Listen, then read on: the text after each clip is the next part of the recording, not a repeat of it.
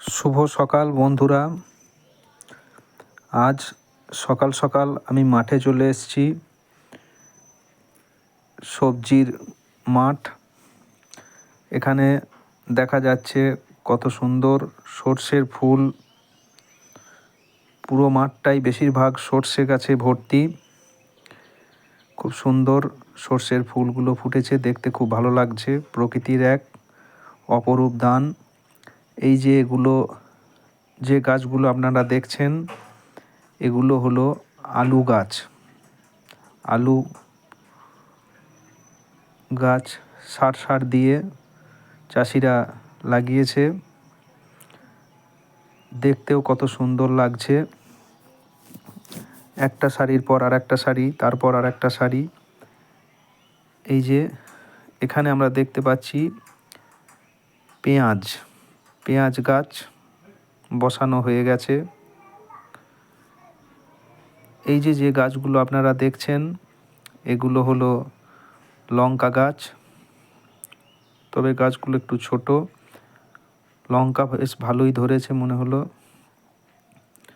আমি আপনাদের এরপর নিয়ে এলাম পেঁয়াজ বসানোর জায়গায়। এই যে জল ভর্তি, কাদা ভর্তি মাঠ।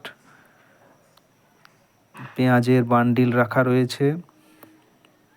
এই বান্ডিলগুলো চাষিরা, ওই যে পেঁয়াজের বান্ডিল দেখা যাচ্ছে, ওই যে দূরে দেখছি অনেকটা ধানের মতনই, ধান রোয়ার মতনই পেঁয়াজ বসাচ্ছে চাষিরা।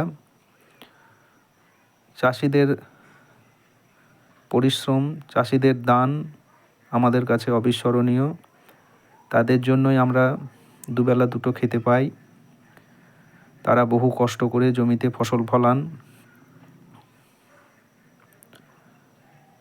সকল চাষি ভাইদের আমি জানাই ধন্যবাদ। এই যে জল ভর্তি মাঠ, এখানেই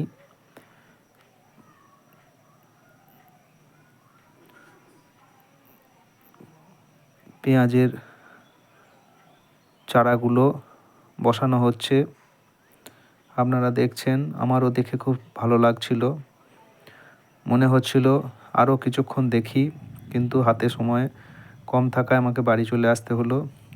এই যে পেঁয়াজ, আবার এই যে গাছগুলো দেখছেন, এইগুলো হলো ঢেঁড়স গাছ। এখন খুবই ছোট গাছগুলো। এই গাছগুলো দেখেও আমার ভালো লাগলো। কত সুন্দর সারে সারে ঢেঁড়স গাছ বসিয়েছে চাষিরা। আশা রাখি প্রচুর ফসল হোক, ঢেঁড়স প্রচুর হোক। চাষিদের পরিশ্রম যেন বৃথা না যায়। ওই যে দুজন চাষিকে দেখতে পাচ্ছি, তারা ঢেঁড়সের গোড়াগুলো কুপুচ্ছে। এই যে ঢেঁড়স গাছ আমি একটু বড় করে দেখাচ্ছি আপনাদের। যাই হোক, নমস্কার বন্ধুরা।